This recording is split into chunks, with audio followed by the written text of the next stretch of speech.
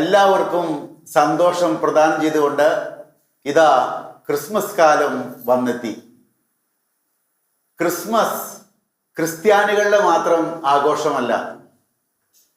Christmas ലോകം മുഴുവൻ്റെയും ആഘോഷമാണ്. കാരണം ക്രിസ്തു പിറന്നിരിക്കുന്നത് ക്രിസ്ത്യാനികളെ മാത്രം രക്ഷിക്കാൻ വേണ്ടിയിട്ടല്ല, ലോകം മുഴുവൻ രക്ഷിക്കാൻ വേണ്ടിയിട്ടാണ്, ലോകത്തെ മുഴുവൻ രക്ഷിക്കാൻ വേണ്ടിയിട്ടാണ് ക്രിസ്തു പിറന്നിരിക്കുന്നത്. അതുകൊണ്ട് ക്രിസ്തുമസ് എല്ലാ മനുഷ്യരുടെയും ആഘോഷമാണ്. നമുക്കറിയാം, പല അക്രൈസ്തവ കുടുംബങ്ങളിലും ക്രിസ്മസ് വരുമ്പോൾ നക്ഷത്രങ്ങൾ തൂക്കിയിടുന്നത് ഞാൻ കണ്ടിട്ടുണ്ട്. പല സ്ഥലങ്ങളിലും അക്രൈസ്തവ സഹോദരങ്ങൾ ക്രിസ്മസ് കരോൾ നടത്തുന്നതും ഞാൻ കണ്ടിട്ടുണ്ട്. അത് വളരെ പ്രസക്തമാണ്. കാരണം ക്രിസ്തു വന്നിരിക്കുന്നത് ലോകത്തെ മുഴുവൻ രക്ഷിക്കാൻ വേണ്ടിയിട്ടാണ്. ഞാൻ ഇടവകകളിൽ ഇരിക്കുന്ന അവസരത്തിൽ ക്രിസ്മസ് കാലത്ത് വൈകുന്നേരങ്ങളിൽ നടക്കാൻ പോകാറുണ്ട്. അങ്ങനെ നടക്കാൻ പോകുമ്പോൾ ഓരോ വീടുകളുടെ മുറ്റത്തും കൊച്ചുകുട്ടികളിരുന്ന് പുൽക്കൂടുണ്ടാക്കുന്ന ഞാൻ ശ്രദ്ധിച്ചിട്ടുണ്ട്. നടന്നു പോകുമ്പോൾ ഒരിക്കൽ ഒരു വീടിന്റെ മുന്നിൽ കുട്ടികളെ കണ്ടില്ല പുൽക്കൂടുണ്ടാക്കുന്നത്. ഒരു കുട്ടി അവിടെ വീടിന്റെ ആ തിണ്ണയിൽ അവിടെ ഇരിക്കുന്നുണ്ട്, റോട്ടിലേക്ക് നോക്കി. അപ്പൊ ഞാൻ റോട്ടിൽ നിന്ന് ആ കുട്ടിയോട് വിളിച്ചു ചോദിച്ചു, മോനെ, നീ പുൽക്കൂട് കെട്ടുന്നില്ലടാ. ഉടനെ ആ കുട്ടി എന്നോട് പറഞ്ഞു, അവിടെ ഇരുന്നുകൊണ്ട് വിളിച്ചു പറഞ്ഞു, അച്ചോ, പുൽക്കൂട് ഉള്ളിലാ. ആ കൊച്ചുദ്ദേശിച്ചത് വീടിന്റെ അകത്താണ് പുൽക്കൂട് കെട്ടുന്നതെന്നാണ്. പക്ഷെ ആ കൊച്ചു പറഞ്ഞ വാചകം പുൽക്കൂട് ഉള്ളിലാ. അത് വളരെ പ്രസക്തമാണ്. ക്രിസ്മസ് വരുമ്പോൾ നമ്മൾ പുൽക്കൂട് പ്രധാനമായും കെട്ടേണ്ടത് നമ്മുടെ ഉള്ളിലാണ്, ഹൃദയത്തിൽ. എങ്ങനെയാണ് ഹൃദയത്തിൽ പുൽക്കൂട് കെട്ടുക? ഹൃദയത്തിൽ പുൽക്കൂട് കെട്ടാനായിട്ട് ഞാനൊരു ടെസ്റ്റ് പറഞ്ഞു തരാം. TWD ടെസ്റ്റ് എന്ന് പറയും. TWD test, thoughts, words, deeds. ഇത് പരിശോധിക്കുക. എൻ്റെ ചിന്തകൾ എങ്ങനെയാണ്, എൻ്റെ വാക്കുകൾ എങ്ങനെയാണ്, എൻ്റെ പ്രവൃത്തികൾ എങ്ങനെയാണ്, അത് ചിന്തിച്ചുകൊണ്ട് അതിലെ പോരായ്മകൾ കണ്ടെത്തി തിരുത്തുക. അങ്ങനെ എൻ്റെ ഹൃദയം ഒരുക്കി ഈശോയ്ക്ക് എൻ്റെ ഉള്ളിൽ വസിക്കാനായിട്ട് അവസരം സൃഷ്ടിക്കുക. ഈ TWD ടെസ്റ്റ് നടത്തുമ്പോൾ അല്പം റേഞ്ച് കൂടുതലാണെന്ന് കണ്ടാൽ ഉടനെ സെൽഫ് കൺട്രോൾ ടാബ്ലറ്റ്സ് കഴിക്കണം. സ്വയം നിയന്ത്രിച്ചുകൊണ്ട്, ആത്മനിയന്ത്രണം. ഇനി റേഞ്ച് കുറച്ചുകൂടി കൂടുതലാണെന്ന് കണ്ടാൽ കൺഫഷൻ ടാബ്ലറ്റ്സ് കഴിക്കണം. കുംഭസാരം എന്ന കുദാശയിലൂടെ അതിന് പരിഹാരം കണ്ടെത്തണം. ഇനിയും റേഞ്ച് കുറെ കൂടി കൂടുതലാണെന്ന് കണ്ടാൽ റിട്രീറ്റ് ടാബ്ലറ്റ്സിന് പോകണം. ധ്യാനങ്ങൾ കൂടിക്കൊണ്ട് നമ്മുടെ ജീവിതത്തെ വിലയിരുത്തി ചിന്തകളും വാക്കുകളും പ്രവൃത്തികളും വിശുദ്ധീകരിച്ച് ഈശോയ്ക്ക് വസിക്കാവുന്ന അന്തരീക്ഷം എൻ്റെ ഹൃദയത്തിൽ സൃഷ്ടിക്കണം.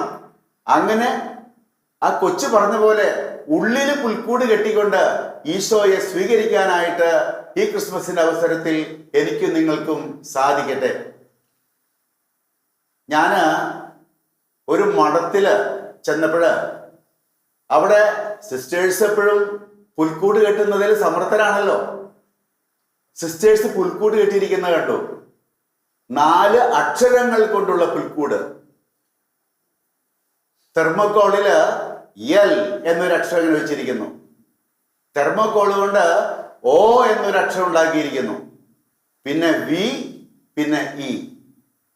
അതില് O എന്ന അക്ഷരം തെർമോക്കോൾ കൊണ്ട് വലുപ്പത്തിലാണ് ഉണ്ടാക്കിയിരിക്കുന്നത്. അതിനുള്ളിലാണ് വൈക്കോലൊക്കെ വെച്ച് ഉണ്ണീശോയെ കിടത്തിയിരിക്കുന്നത്.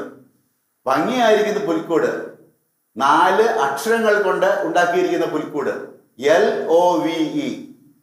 യോഹന്നാന്റെ സുവിശേഷം 3-ാം അധ്യായം 16-ാം തിരുവചനത്തിൽ പറയുന്നുണ്ടല്ലോ, ദൈവലോകത്ത് അത്രമാത്രം സ്നേഹിച്ചു തന്റെ ഏകജാതന് നൽകാൻ തക്ക വിധം. അതെ, സ്നേഹമാണ് പുൽക്കൂടിനെ സൂചിപ്പിക്കുന്ന വാക്ക്. Love, God's love. അതാ സിസ്റ്റേഴ്സ് വളരെ ഭംഗിയായിട്ട് ക്രിബിൽ ഉണ്ടാക്കി വെച്ചിരിക്കുന്നു. LOVE. ആ O എന്നുള്ള അക്ഷരത്തിന് ഉള്ളിൽ തന്നെ ഉണ്ണീശോയെ കെടുത്തുന്നതും ഞാൻ പ്രത്യേക അർത്ഥത്തോടെയാണ് നോക്കി കാണുക. O, zero. തന്നെ സീറോ ആക്കിക്കൊണ്ടാണ് ദൈവമായി അവിടുന്ന് ലോകത്തിലേക്ക് വന്ന മനുഷ്യനായിട്ട് അവതരിച്ചത്. ആ സ്നേഹത്തിന്റെ മഹത്തായ അടയാളമാണ് പുൽക്കൂട്. നമ്മളും നമ്മുടെ ഉള്ളിലും ഈശോ വസിക്കണമെങ്കിൽ നമ്മൾ സീറോ ആകണം. നമ്മളെ തന്നെ ശൂന്യവൽക്കരിക്കണം.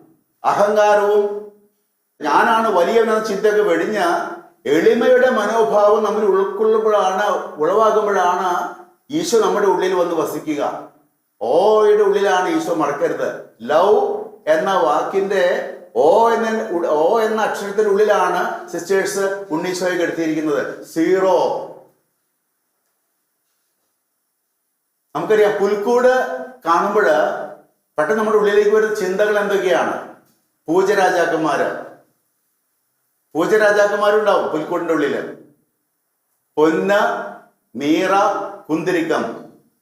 പൊന്ന്, മീറ, കുന്തിരിക്കം സമർപ്പിക്കുന്ന പൂജരാജാക്കന്മാര്.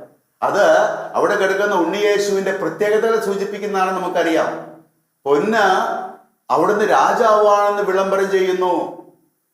കുന്തിരിക്കം അവിടുന്ന് പുരോഹിതനാണെന്ന് പ്രഖ്യാപിക്കുന്നു. മീറ അവിടുന്ന് ലോകം മുഴുവന് വേണ്ടി മരിക്കാനുള്ളവനാണെന്ന് സൂചിപ്പിക്കുന്നു.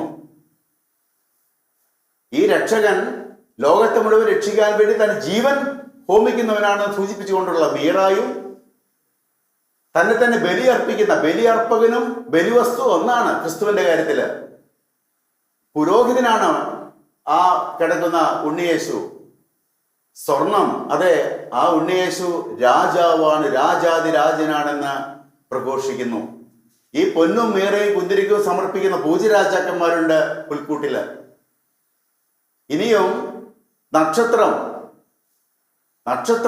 സൂചിപ്പിക്കും. നമുക്കറിയാം, പൂജരാജാക്കന്മാര് ബേത്ലഹേത്തെ പുൽത്തൊഴുത്തിലേക്ക് കൂട്ടിക്കൊണ്ടുപോയ നക്ഷത്രം, ആ നക്ഷത്രം സൂചിപ്പിക്കാൻ വേണ്ടിയിട്ടാണ് ഇന്ന് ലോകമെമ്പാടും നക്ഷത്രങ്ങൾ തൂക്കിയിടുന്നത് ഈ ക്രിസ്മസ് കാലത്ത്.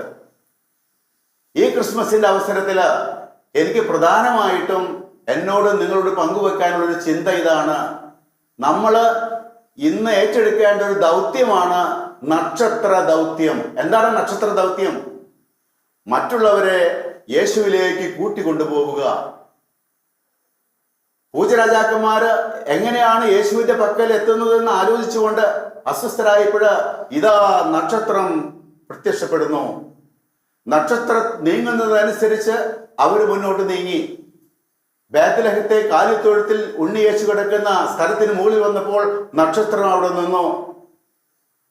ആ നക്ഷത്രത്തെ നോക്കിക്കൊണ്ടാണ് പൂജരാജാക്കന്മാര് ബേത്ലഹേത്തെ കാലിത്തൊഴുത്തിലെത്തിയത്, ഉണ്ണിയേശുവിനെ കണ്ട് ആരാധിച്ചത്. ഞാനും നിങ്ങളും ഈ കാലഘട്ടത്തില് നക്ഷത്ര ദൗത്യം ഏറ്റെടുക്കുന്നവരാകണം. മറ്റുള്ളവരെ യേശുവിന്റെ അരികിലേക്ക് കൂട്ടിക്കൊണ്ടുപോവുക. മറ്റുള്ളവർ ഒരിക്കലും എന്നിലേക്ക് ആകർഷിക്കരുത്, അവരെ യേശുവിന്റെ അരികിലേക്ക് കൂട്ടിക്കൊണ്ടുപോകണം. ഇനി നക്ഷത്രം കാണപ്പെടണമെങ്കിൽ മിന്നിത്തിളങ്ങുന്ന നക്ഷത്രമായിരിക്കണം. ഞാനും നിങ്ങളും ഇന്ന് ഈ സമൂഹത്തില് മിന്നിത്തിളങ്ങുന്ന നക്ഷത്രങ്ങളായെങ്കിൽ മാത്രമേ മറ്റുള്ളവരെ യേശുവിലേക്ക് കൂട്ടിക്കൊണ്ടുപോകാനായിട്ട് നമുക്ക് സാധിക്കുകയുള്ളൂ. എങ്ങനെയാണ് മിന്നിത്തിളങ്ങുക? ഈശോ അതിന് വ്യക്തമായിട്ട് നമുക്ക് മാർഗം പറഞ്ഞു തന്നിട്ടുണ്ട്. പരസ്നേഹ പ്രവൃത്തികളാൽ മിന്നിത്തിളങ്ങണം. അപ്പോഴാണ് മറ്റുള്ളവർക്ക് എന്നെ കാണാൻ കഴിയുക. പരസ്നേഹ പ്രവൃത്തികളാൽ, എൻ്റെ സൽപ്രവൃത്തികളാൽ മിന്നിത്തിളങ്ങിക്കൊണ്ട് മറ്റുള്ളവരെ യേശുവിലേക്ക് നയിക്കുന്ന നക്ഷത്ര ദൗത്യം ഏറ്റെടുക്കാൻ ഈ ക്രിസ്മസിന്റെ അവസരത്തിൽ എനിക്കും നിങ്ങൾക്കും സാധിക്കട്ടെ. ക്രിസ്മസ് എല്ലാ മനുഷ്യരുടെയും ആഘോഷമാണ്. കാരണം ലോകം മുഴുവൻ രക്ഷപ്പെടാൻ വേണ്ടിയിട്ടാണ്, ലോകത്തെ മുഴുവൻ രക്ഷിക്കാൻ വേണ്ടിയിട്ടാണ് ക്രിസ്തു വന്നിരിക്കുന്നത്. അതുകൊണ്ട് എല്ലാവരും നക്ഷത്രങ്ങൾ തൂക്കിയിടുന്നു, പലയിടങ്ങളിലും അക്രൈസ്തവരും ക്രൈസ്തവരും ക്രിസ്മസ് കരോളുകൾ നടത്തുന്നു. വളരെ പ്രസക്തമാണത്.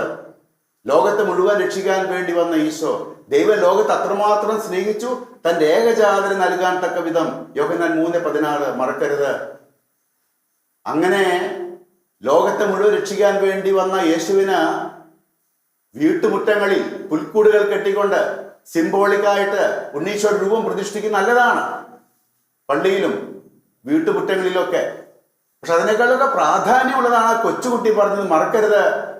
പുൽക്കൂട് ഉള്ളിലാണ് അച്ചോ, പുൽക്കൂട് ഉള്ളിലാണ് ആകേണ്ടത് അച്ചോ. ഞാൻ ഇങ്ങനെ കൂട്ടിച്ചേർക്കാണ് കൊച്ചുകുട്ടി പറഞ്ഞതിന്റെ കൂടെ. പുൽക്കൂട് ഉള്ളിലാണ് ആകേണ്ടത്. എങ്ങനെയാണ് ഉള്ളിൽ പുൽക്കൂട് കെട്ടുക? എൻ്റെ ഹൃദയത്തിൽ എങ്ങനെയാണ് പുൽക്കൂട് കെട്ടുക? TWD ടെസ്റ്റ് നടത്തിക്കൊണ്ട്, തോട്ട്സ് വേർഡ്സ് ഡീഡ്സ്. എൻ്റെ ചിന്തകള് എങ്ങനെയാണ്, എൻ്റെ വാക്കുകള് എങ്ങനെയാണ്, എൻ്റെ പ്രവൃത്തികൾ എങ്ങനെയാണ്, ഈശോയ്ക്ക് അകത്ത് കടക്കാവുന്ന അന്തരീക്ഷമാണോ എൻ്റെ ഉള്ള്? ഞാൻ വിലയിരുത്തണം ഈ ക്രിസ്മസ് കാലത്ത്. അങ്ങനെയാണ് എൻ്റെ ഉള്ളിൽ ഞാൻ പുൽക്കൂട് കെട്ടുക. എൻ്റെ ചിന്തകള്, എൻ്റെ വാക്കുകള്, എൻ്റെ പ്രവൃത്തികള്. ഈ TWD ടെസ്റ്റ് നടത്തുമ്പോൾ റേഞ്ച് ഒരല്പം കയറിയാണ് നിൽക്കുന്നതെങ്കിൽ ഞാൻ പറഞ്ഞത് മറക്കരുത്. സെൽഫ് കൺട്രോൾ ടാബ്ലറ്റ്സ് കഴിക്കണം, ആത്മനിയന്ത്രണം പാലിച്ചുകൊണ്ട്. എൻ്റെ ചിന്തകളെ, പ്രവൃത്തികളെ, വാക്കുകളെ ഞാൻ ക്രമപ്പെടുത്തണം. ഇനി കുറച്ചും കൂടി റേഞ്ച് കൂടുതലാണെങ്കിൽ കൺഫെഷൻ ടാബ്ലറ്റ്സ് കഴിക്കാൻ മറക്കരുത്. കുംഭസാരം എന്ന കുദാശയിലൂടെ എൻ്റെ ചിന്തകൾ, വാക്കുകൾ, പ്രവൃത്തികൾ ക്രമീകരിക്കാൻ എനിക്ക് സാധിക്കണം. ഇനിയും കുറേയും കൂടി റേഞ്ച് കൂടുതലാണെങ്കിൽ മറക്കരുത്, സമയം കണ്ടെത്താൻ റിട്രീറ്റ് ടാബ്ലറ്റ്സ് കഴിക്കണം. 2-3 ദിവസം ശാന്തമായിട്ട് ഈ ജീവിത വ്യഗ്രതയിൽ നിന്ന് വിട്ടുമാറി എൻ്റെ ജീവിതത്തെ വിലയിരുത്താനും പോരായ്മകൾ കണ്ടെത്താനും തിരുത്താനും ഞാൻ തീരുമാനമെടുക്കണം. അങ്ങനെ TWD ടെസ്റ്റ് നടത്തിക്കൊണ്ട് സെൽഫ് കൺട്രോൾ ടാബ്ലറ്റോ അല്ലെങ്കിൽ കൺഫെഷൻ ടാബ്ലറ്റോ അല്ലെങ്കിൽ റിട്രീറ്റ് ടാബ്ലറ്റ്സോ കഴിച്ചുകൊണ്ട് ഞാൻ ഈശോയ്ക്കായിട്ട് പുൽക്കൂട് കെട്ടി ഒരുക്കി എൻ്റെ ഹൃദയത്തിൽ ഈശോയെ ഞാൻ കിടത്തണം. അപ്പോഴാണ് ക്രിസ്മസ് ആഘോഷം അർത്ഥവത്താവുക. സിസ്റ്റേഴ്സിന്റെ ആ പുൽക്കൂട്ടിലേക്ക് ഞാൻ നമ്മുടെ ശ്രദ്ധ ഒന്നുകൂടി കൊണ്ടുവരുന്നു. LOVE, അതില് O എന്ന അക്ഷരത്തിനുള്ളിലാണ് ഈശോയെ കിടത്തിയിരിക്കുന്നത്. തന്നെ സീറോ ആക്കിക്കൊണ്ട്, ഞാൻ എന്ന ചിന്ത, അഹങ്കാര ചിന്ത വെടിഞ്ഞുകൊണ്ട്, എളിമയുടെ മനോഭാവം ഉൾക്കൊണ്ട്, ഞാൻ സ്വയം ശൂന്യവൽക്കരിച്ച് സീറോ ആയിക്കൊണ്ട് യേശുവിനെ എൻ്റെ ഉള്ളിലേക്ക് ഞാൻ സ്വീകരിക്കണം. ദൈവത്തിൻ്റെ സ്നേഹത്തിൻ്റെ മൂർത്തിഭാവമാണ് പുൽക്കൂട്ടിൽ കിടക്കുന്ന ഉണ്ണിയേശു. ആ ക്രിസ്മസ് എന്നുള്ള യാഥാർത്ഥ്യം ഞാൻ തിരിച്ചറിയണം. അങ്ങനെ ഈ വർഷത്തെ ക്രിസ്മസ് ഏറ്റവും സമുചിതമായിട്ട് ആഘോഷിക്കാൻ നമുക്ക് സാധിക്കട്ടെ. പുൽക്കൂട്ടിൽ കാണുന്ന പൂജരാജാക്കന്മാരെ നോക്കുമ്പോൾ പൊന്ന്, മീറ, കുന്തിരിക്ക് നമ്മൾ ഓർക്കണം. യേശു രാജാവാണെന്നുള്ള ചിന്ത പകരുന്ന പൊന്ന്, സ്വർണം. യേശു നമുക്ക് വേണ്ടി മരിക്കാനിരിക്കുന്നവനാണെന്നുള്ള ചിന്ത പകരുന്ന മീറ. യേശു എനിക്ക് നിങ്ങൾക്ക് വേണ്ടി ബലി അർപ്പിക്കുന്ന പുരോഹിതനാണെന്നുള്ള തിരിച്ചറിവ് നൽകുന്ന കുന്തിരിക്കം. ഈ ഓർമ്മകള് ക്രിസ്മസ് കാലത്ത് നമ്മുടെ ഉള്ളിൽ എപ്പോഴും ഉണ്ടായിരിക്കട്ടെ. ഇനിയും പുൽക്കൂട്ടിലേക്ക് നോക്കുമ്പോൾ നോക്കുക, മിന്നിത്തിളങ്ങി നിൽക്കുന്ന നക്ഷത്രം. ആ നക്ഷത്രം നമ്മുടെ ഈ കാലഘട്ടത്തിലെ നക്ഷത്ര ദൗത്യത്തെ ഓർമ്മപ്പെടുത്തണം. ഞാനും നിങ്ങളും മറ്റുള്ള ആളുകളെ യേശുവിൻ്റെ അരികിലേക്ക് കൂട്ടിക്കൊണ്ടുവരുന്നവരായിരിക്കണം. ആ നക്ഷത്രം പൂജരാജാക്കന്മാരെ ബേദർഹത്തെ കാലിത്തൊഴുത്തിലേക്ക് കൂട്ടിക്കൊണ്ടുപോയ പോലെ മറ്റുള്ള മനുഷ്യരെ യേശുവിലേക്ക് കൂട്ടിക്കൊണ്ടുപോകുന്ന നക്ഷത്രങ്ങളായി മാറണം ഞാനും നിങ്ങളും. We should be stars. നമ്മൾ നക്ഷത്രങ്ങളായിരിക്കണം. ഇനി വെറുതെ നക്ഷത്രമായാൽ മാത്രം പോരാ, മിന്നിത്തിളങ്ങുന്ന നക്ഷത്രങ്ങളായിരിക്കണം. അല്ലെങ്കിൽ മറ്റുള്ളവർക്ക് നമ്മളെ കാണാൻ കഴിയില്ല. എങ്ങനെയാണ് മിന്നിത്തിളങ്ങുക? നമ്മുടെ സൽപ്രവൃത്തികളാൽ, പരസ്നേഹ പ്രവൃത്തികളാൽ. ലൂക്ക 10:25-37 നല്ല ശമറായൻ ഉപമ അരുളി ചെയ്തുകൊണ്ട് കർത്താവ് വ്യക്തമായിട്ട് നമുക്ക് വരച്ച് കാണിച്ചു തന്നിട്ടുണ്ട് എങ്ങനെയാണ് മിന്നിത്തിളങ്ങുക എന്ന. അവശനായി കിടക്കുന്ന വ്യക്തിയുടെ അരികിൽ ചെന്ന് അവന്റെ മുറിവുകളിൽ മരുന്ന് വെച്ച് കെട്ടി കൊടുക്കുന്ന നല്ല ശമറായൻ, അവനെടുത്ത് കഴുതപ്പുറത്ത് കയറ്റി സത്രത്തിലേക്ക് കൊണ്ടുപോകുന്ന നല്ല ശമറായൻ, സത്രം സൂക്ഷിപ്പുകാരന് വേണ്ട പണം കൊടുത്തുകൊണ്ട് ഇനിയും വേണമെങ്കിൽ തിരിച്ചു വരുമ്പോൾ തരാമെന്ന് പറയുന്ന നല്ല ശമറായൻ, ആ നല്ല ശമറായന്റെ മാതൃക അനുകരിച്ചുകൊണ്ട് തിരുവചനം ലൂക്ക 10:37 പറയുന്നില്ലേ, നീയും പോയി അതുപോലെ ചെയ്യുക. അതാണ് മിന്നിത്തിളങ്ങാനുള്ള മാർഗം. അതാണ് മിന്നിത്തിളങ്ങാനുള്ള മാർഗം. അത് മാത്രമാണ് മിന്നിത്തിളങ്ങാനുള്ള മാർഗം ഒരു ക്രൈസ്തവനെ സംബന്ധിച്ചിടത്തോളം. അങ്ങനെ മിന്നിത്തിളങ്ങിക്കൊണ്ട് മറ്റുള്ളവരുടെ ശ്രദ്ധ കൈപ്പറ്റി അവരെയും കൂട്ടി യേശുവിന്റെ അരികിലേക്ക് പോകാം. നമുക്ക് ഈ ക്രിസ്മസിന്റെ അവസരത്തില് പുൽക്കൂടിന്റെ അരികിലേക്ക്,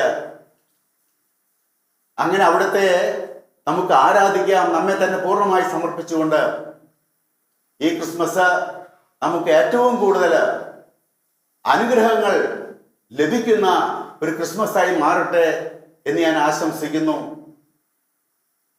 നമുക്കെല്ലാവർക്കും കൂട്ടായ്മയില് ഒരുമയോടെ ദൈവത്തിന്റെ സ്നേഹം അനുഭവിക്കാം, ദൈവത്തിന്റെ സ്നേഹം പങ്കുവെക്കാം. അങ്ങനെ ക്രിസ്മസ് ആഘോഷം ഏറ്റവും ഭംഗിയാക്കി തീർക്കാനായിട്ട് നമുക്ക് പരിശ്രമിക്കാം.